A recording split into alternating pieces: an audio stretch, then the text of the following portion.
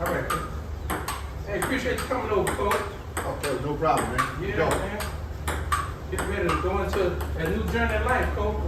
A new journey in life. Yeah. Yeah, it's always good to have things in perspective, how you want to do things, how you live. Yes, indeed.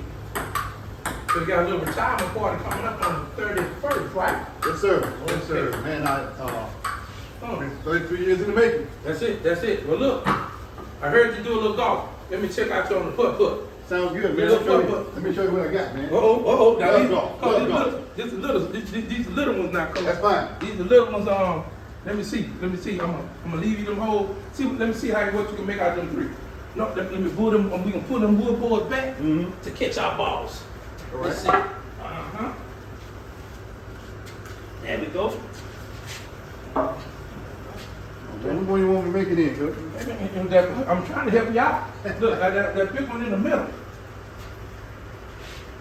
Oh, you gotta get the right road. All right, we gotta get one up that hill. You saw one up that I see hill? that. I didn't see It that came at back. first. It came back. All right. Watch this. I'm gonna help you out. Go back there. Oh, that's you. See what you can do. All right. I think I got to hang up in that. I know the speed I need to put on it now, Coach. You know, practice. All right, that's okay. Go ahead, go with it. All right, Coach. All right. See if we get enough on that side, the other side. Oh, couldn't make the hill. That hill, man, that hill get you, Coach. Let's see here. Oh no. Get that for me, big Coach. I got you, man. I'm gonna do a cross with it. Look at you. Oh. You had on the right line there. Oh man. Let's see if we do a cross with it. Ah. Yeah. That's all right. You're heading the right direction, that's for sure. Well, look, let's go and get this interview out the way, big Coach. Sure, man. Go and get the interview out the way. Man, I say, you got a guy, got a track meet named after him, and he got a track named after him. Man, I gotta get you over here for this interview, man. Yeah.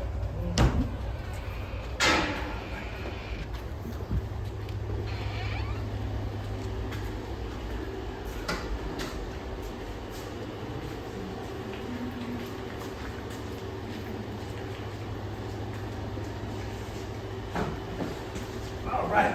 Good evening, ladies and gentlemen. I'm Big Coach Leonard Parker, and we on site at the Parker Retirement Resort, where we have Coach John Williams here today for an exclusive interview. And we're gonna talk about his 33-year career. Coach, thanks for coming. Thanks for having me, Coach. Now, Coach Williams, 33-year coach, Port Island High graduate, Southern University graduate, undergrad and master's. Now, this is the unique thing with Coach. He did 33 years, and all at Port Island High. He never changed the school. You know, man, probably got a lot of love for that school, being there so long. And we're gonna get into that, how many years and other opportunities he had. But look at the jobs he had during that 33-year period. System football, head soccer, started the soccer program, head girls and head boys track. He moved in to dean of students and he continued to coach. Assistant principal, continued to coach. And athletic director, which is a big job at Port Island, managing all the sports, and just a tremendous job. Won an indoor boys state championship in track, won 3 girls outdoor state championships in 3A. 3A, that's a tough division. And he had 4 state runner-ups. Man, what a tremendous career. Coach, what do you think about staying at Port Island or being at Port Island for 33 years? Man, I tell you what, it wasn't hard to stay at Port Island High School because that's where I wanted to be. When I left high school, I knew I was going to come back to Port Island High School. So staying there at Port Island High School wasn't even a thought. I was going to stay there no matter what. That's all right. Now, what about schools? You didn't know them state championship, Coach. State runner-ups. I know some schools came at you a little bit. You had some opportunity to go to other places. Yes, sir. When you're successful, people wonder if they can get you into their program, at their school. I had many opportunities. I even had opportunity to coach at the college level. But what I was doing and what I was trying to build at Florida High School, I wasn't finished. Right. And I wanted to see it through. That's why I decided to stay, no matter the cost. Some schools offered me more money, but it wasn't about money. It was about the love of where I was at. And would you say this? The impact. You was making a difference. Maybe a little more where you was at than you're making another place. Yes, sir. I mean, because I'm a product of this school system, and I wanted to see other people be able to come through just like I did.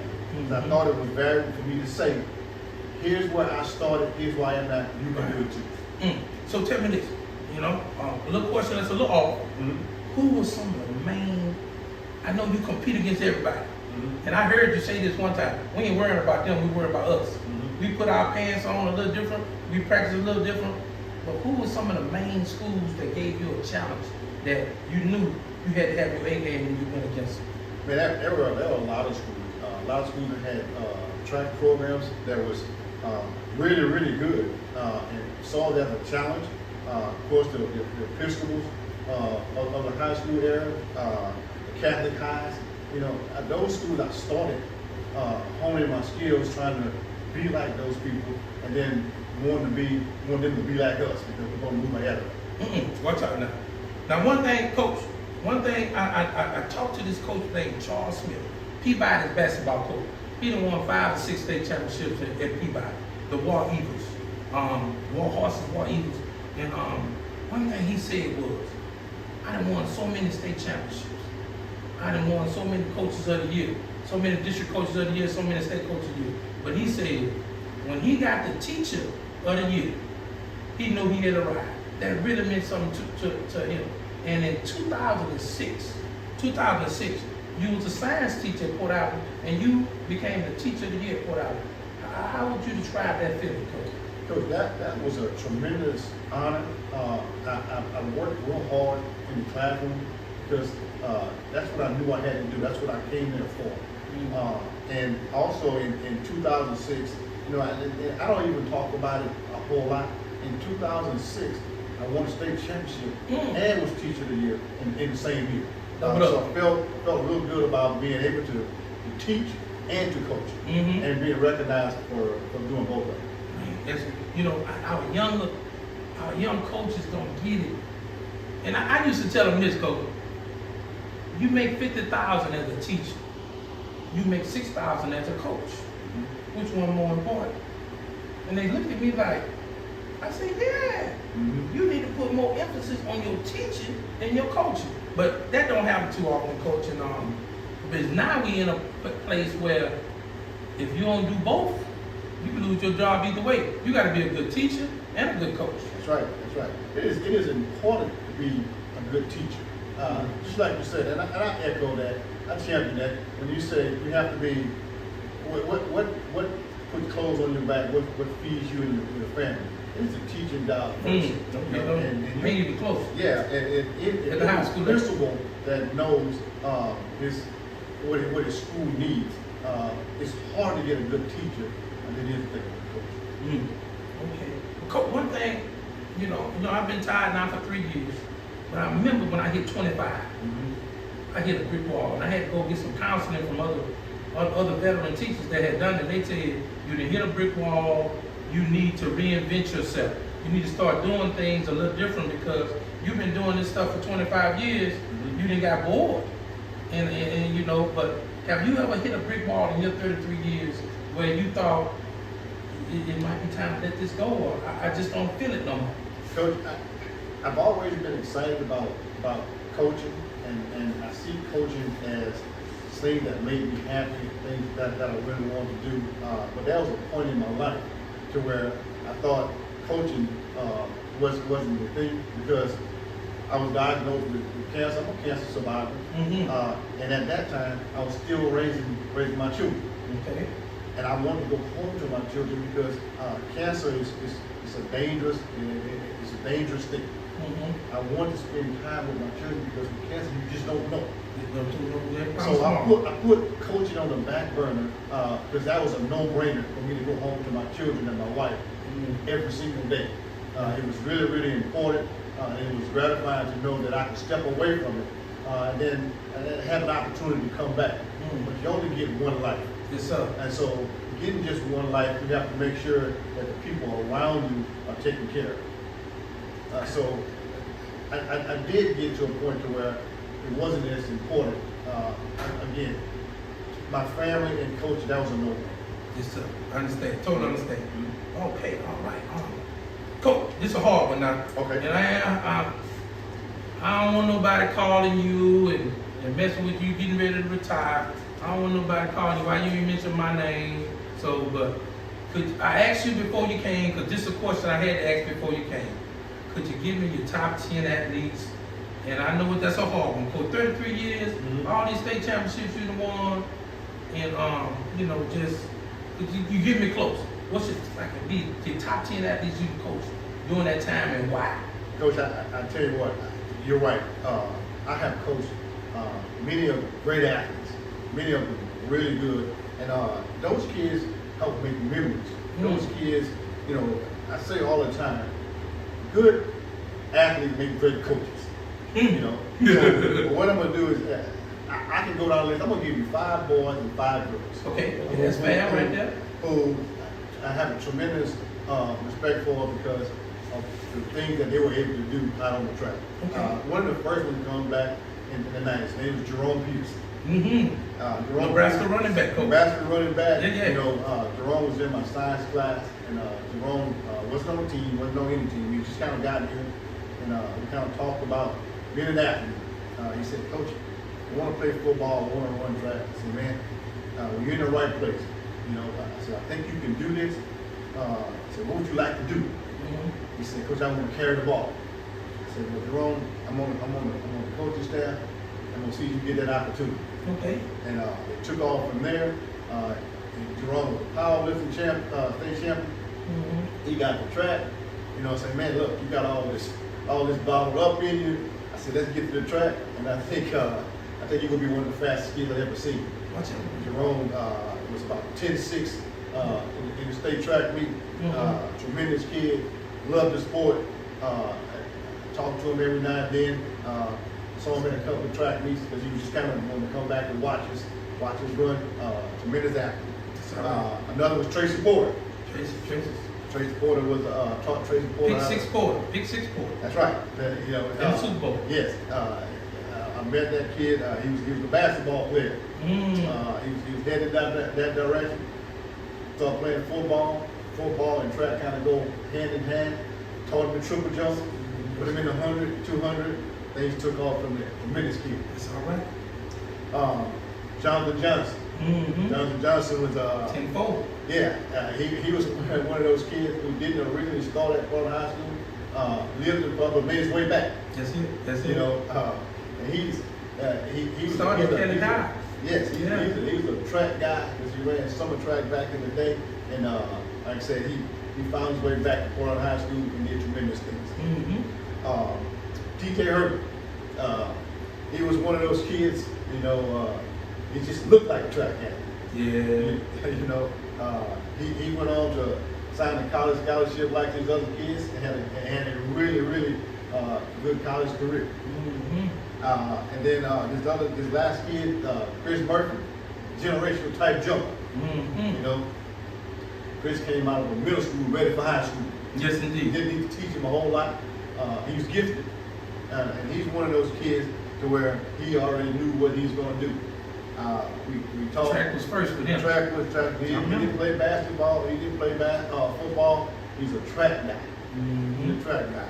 So he's having a tremendous college career right now. I can go with technology. I can go and look at his track meets, and I'm so proud of that kid. So it's 5 good ones right there. On the girls' side, Christina Payne was one of the kids that kind of started my career. Yes, indeed. Had a little track tryout. Christina Payne came out from track, and it was funny how I don't think her dad wanted her to run track.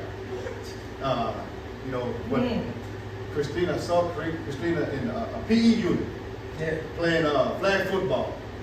And say, look, can you come on out and travel track? We started up a track program. Think we're going to have something special. She came out there, and man, I tell you what, my dad pulled up, and she was at the track trials, you know. I mean, she was lighting it up, you know. And then her career took off from that. She's trying to sign a track scholarship. She was a multiple state champion, and she was a team leader. You know, and she really started my career because we were successful with her getting on the team. She liked the success. Yes, you know, it was her and another young lady who showed up, and then they were just like, we're ready to go. You know, started from there. Another young lady, Christy Morgan. Okay. Christy Morgan went to Port Allen Middle, but her people moved down to Homer, the Homer area. I'm Thibodeau, Thibodeau High. She moved back, and one day in my science class, doing my thing, teaching, and I knock on my door. Christina Payne shows up with Christy Morgan. Recruiting for it. It's recruiting inside the school now. Yeah. Yeah. So when they turned and walked away, I thought to myself, we just won state championship. Just that easy. That's all we needed. We needed one more. That was one. You know. Missing link. Yes. There's a young lady named Alicia Griffin, you know, nicknamed E.T. Tremendous athlete, multiple state championships over multiple years. You know, state MVP. You know, could do anything she wanted to do on the track. I also have another young lady, Charlene Murphy. Charlene Murphy was one of those athletes that she was a hybrid. Charlene could sprint the hurdles and come back and run the 800. Totally different type of athlete. Take the joint person back. Won the state championship, set the record. You know, she would run and say, okay, she's a sprinter. No, she's not a sprinter. Do it all. She can do it all. Athlete. And my last one was Saeed Herbert. Couldn't get any better than Saeed. LSU. Signed with LSU. Went on to have a tremendous career there. So he scored 34 points in one meet. Just, you know, 100-meter champion, 2A, moved up to 3A, still was champion. 19.5 in the long jump, you know, 38 the triple. One of those athletes, another generational type athlete that you hadn't coached, you give them those. Yes, indeed. You know, so those are 10 kids, 5 boys, 5 girls who have helped mold my career. That's all right, Coach. That's a list. And all them kids, some way in fashion, they signed some kind of scholarship. One of them kids made it to the pros. I remember John Johnson, he was the fastest kid in the state. Yeah. He signed with LSU. A-Bass signed with LSU. Just Matter of fact, we had two. This is unique also. We had one boy, one girl from the same high school signed with LSU. It's one of the best programs in the country. same year. Same year. Yeah. And Peterson ended up going, oh, that's a list. That's a list right there, Coach. What about people, Coach? People that influence your career, put you where you need to be, or got you started. Some people that you just can't leave out. When you say 33 years, I can't leave this person out. I tell you what, starting my high school career, Terry Hopkins. Yeah. Terry I Hopkins. ran into him in the store the other day. That's right. Yeah. Terry Hopkins and I, you know, we go way back. Terry was a teacher at one high school my junior and senior year. And I told Hopkins, you know, he knew how much I liked track. I said, look, when I leave, I'm gonna come back and we're gonna coach this track together. You told me that when you was in high school. When I was in high school. Wow. And then You already saw the future. yeah, and so when I got to be a senior and knew I was going to graduate, he allowed me to come back and help him with coaching. He was to tell his team, this is going to be our next head coach. You know, so when I did get back and started coaching, he and I, you know, the boys and girls, coach, I would take the sprinters and the jumpers, and he would take the throwers, pole vaults, that kind of stuff. And he and I, you know, we worked that thing together. So Terry Hopkins, you know, allowed me to get my feet wet when I was in college. So I'm really appreciative of Coach Hopkins. And I've met a lot of good coaches, and I've learned from coaches who I consider to be a better coach than I am. You know, the one thing you want to learn is from someone who's better. You can't really learn from somebody who you better than. You Mm. know, so I moved around and I tried to listen to as many coaches and tried to go to as many clinics as I could. And I picked up a lot of stuff. Some things I would pick up and I knew I couldn't use it, so I threw it back. Mm-hmm. And then there was something I said, I Wouldn't couldn't use use it. this. You know, Yeah. sometimes coaches are the best thieves. You know, Steal it. Steal it and- Go to and another use it. school, ask the coach, Uh-huh. and bring it home and use it. That's right. yeah. Now they so- look, they got all this stuff going on with these comedians. He stole my joke. It must be a good joke. Must be a good joke. Yeah. Yeah, even before that, I had coaches that I really admire, and I actually learned things from coaches who I use today. Some things that they taught me, and it just stuck with me. Gene Blanchard, I admire Gene Blanchard. Down there with Plaquemine and North Riverview. I remember he's Gene. at Fort Allen High School. Rest his soul. Rest his Yeah, soul. yeah. So he's one of my mentors. Willie Williams, taught me a lot. Willie, now go, I'm gonna help you out. Uh-huh. Willie going through some withdrawals right now. He's trying to figure out what to do. Yeah. You know, he even retired, but he trying to figure out what to do. But go, yeah, Willie. It's a track guy. Yeah, yes indeed. Willie found me running track and asked me what I like to run track. Willie, I'm running track right now. And that's how my relationship started with him. Right. A couple other guys, Coach Pease, Coach Norman, those guys taught me how to get kids tough, how to get them in shape and not run them off. Mm-hmm. So those are things that I use today. That's all right. Don't get you. Look, because look, I got this old saying, Coach. If a kid come out for track and you can't keep him, you ain't do your job. That's right. Absolutely. Once he come out there, it's your platform now. You gotta keep him out there. Mhm. Or her. That's Mhm. all right, Coach. That's all right. Now, Coach, in 2010, and I'm gonna tell you a story that I heard. Now, you tell me if I'm right. Okay. In 2010, you had gave up the head track job. That's right. I don't know if you still was assistant or you just was you had left the track alone Mm-hmm. and you said y'all gonna your other two track coaches run the program. So they set you down at a table I heard at lunch and they was like, Coach, what you think about naming the track meet out? And you said, nah, that ain't me. I really don't look for stuff like that. Mm-hmm. And then they said, well, Coach, we the head coaches now, you ain't got no say. And we naming the John Williams Relays. And you couldn't say nothing. But what you think about that, Coach? When they named that track meet after you, how you felt, Coach? Because that story is absolutely true. Mm. In 2010, I was diagnosed with cancer in 2008. Okay. Fought real hard, but didn't realize that I need to step away. So I backed away from track, for the reasons that I told you earlier. The family. And then the staff that I had at that time, assistant coaches, they were ready, and they weren't short of anything. They could run a program with me or without me. So when I said I wasn't going to do it any longer, they felt like, because you're not going to coach, that we need to do something. Mm-hmm. The work that you put in, we're not going to just let you just walk away.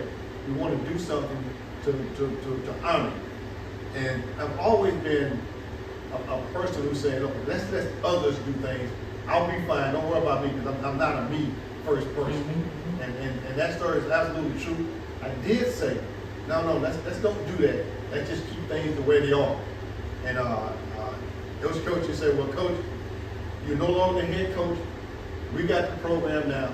We're going to do this anyway. That's it. They trumped you a little bit. Yeah, and the next thing I knew, the next year we were having John Williams Relays. Yeah. And all I could do is appreciate the fact that it was getting done. That's all right. Mm-hmm. That's all right. Coach is doing that. Okay. So look. So now we go. Coach, we jump 14 more years, Coach, to this past year. Mm-hmm. And I didn't know it was going to be your last year. I just found that out a couple of days ago when I saw 33-year-old retirement invitation. But and they decide that they're gonna name the track John Williams Track. John Williams Relays was big, but now you got John Williams Track. You go to Port Allen High, you see it on the track. What kind of feeling you get right there? Coach, I'm going to tell you, that is a tremendous honor to have something on the books named after you, it's like being moralized that it's not going to change. You know, now, and I have an obligation to live up to putting that name on that track. You know, which I accept. You know, doing the right things and being around the right people, and taking that honor and taking it to the next level of saying, okay, you deserve it. You know, so I feel real good about the track being named after me. Nothing I ever thought about, nothing I ever set out to have happen. But the honor in that is tremendous because it just shows what people think of you, and it shows that what you have done, people notice. Body of work. By that work. So that's a tremendous honor. That's one. It is, Coach. Well deserved. Well deserved. Okay, so Coach, two more questions, big guy. The balance, man. I think I know you got a son and a daughter. I know you got some grandkids. Is it only a son and a daughter? Son and daughter. Been married how many years, Coach? Coach, that's where it started, Coach. I've been married to the same woman 40 years. 40 years. 40 years. Can we say her name, Coach? Yeah, Wanda Williams. Wanda Williams. Yes. You Yes. gotta say that. And what's that balance of coaching and teaching and family? Coach, Can I'm you gonna give me tell something on you, that? I'm gonna tell you, and you and others know, you know, being a coach's wife is hard. You know, being away from home, you know, having to study and get things ready, having someone there that help you get through those type of things and understand the stress level that you go through when you get home. You need somebody there to help you.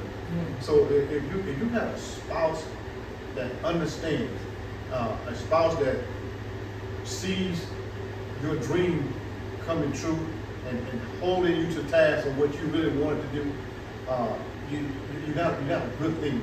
And that's what I've had for the last 40 years.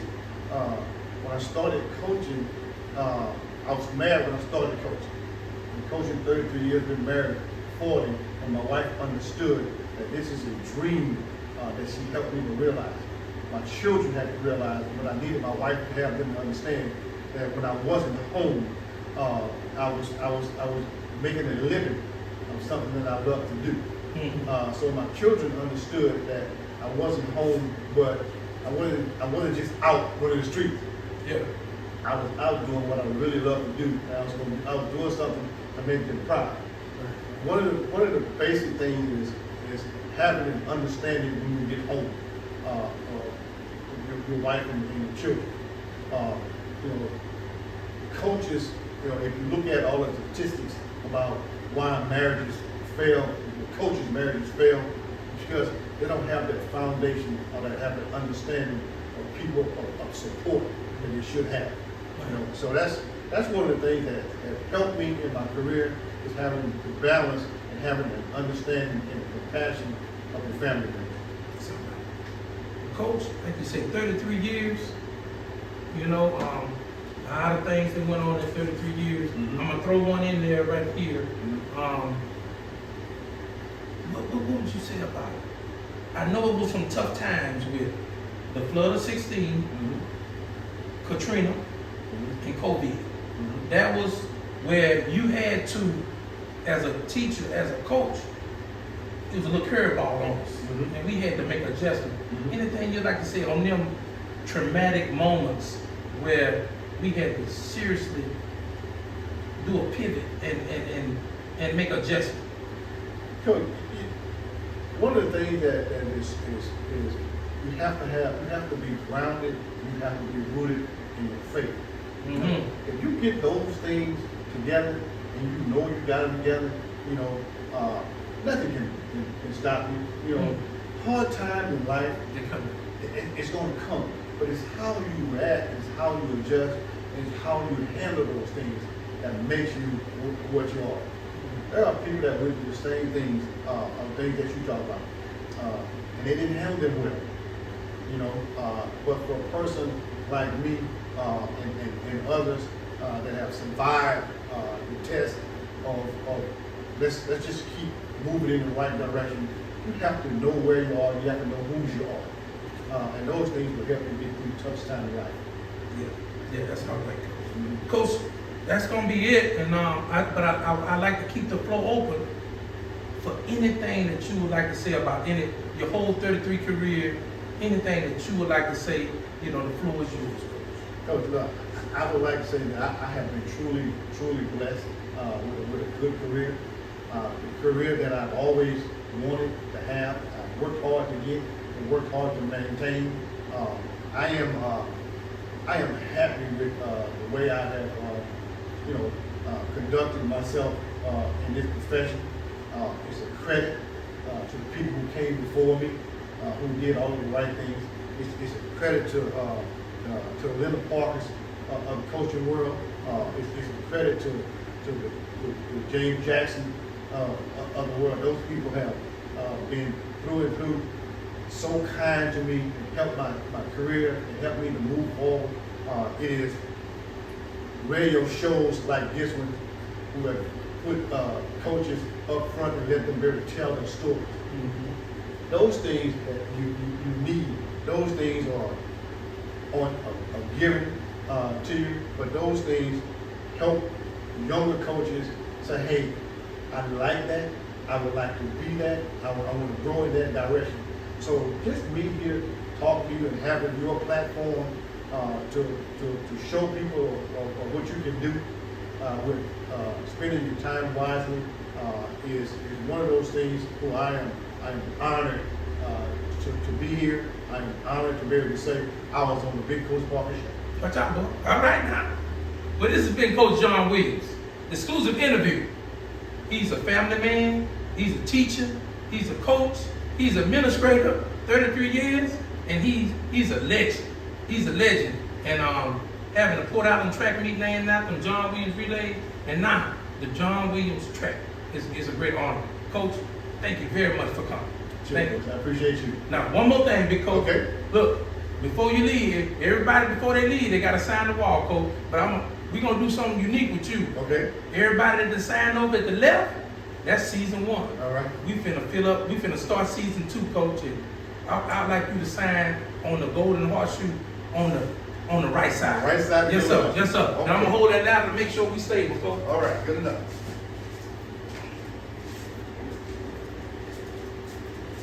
Yes, sir. Oh, man, this is great. Now, you know what they say about the golden horseshoe, coach? They say if you got it standing up, it pulls out up, but always got to put on there and give thanks right there. Give thanks to God, and I'm going to hold it while you go up there. Okay. I got you. It's pretty stable anyway. All right. Yeah. And you sign it any way you All right, I'm want. good right here, Coach? Any way you want, coach. All right. Yes, sir. You finna break in a whole new season right there.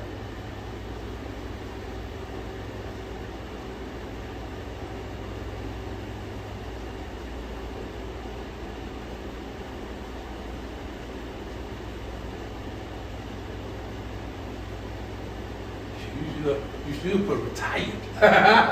Oh yeah, look, he did it. Yeah, He did it. Yes, I like it. I like it. Yes, that's it. Go ahead on, coach. That's what I'm talking about. That's it. That's it. That's it. Yeah. Now, one thing I usually do, coach, come on down. Okay. You see?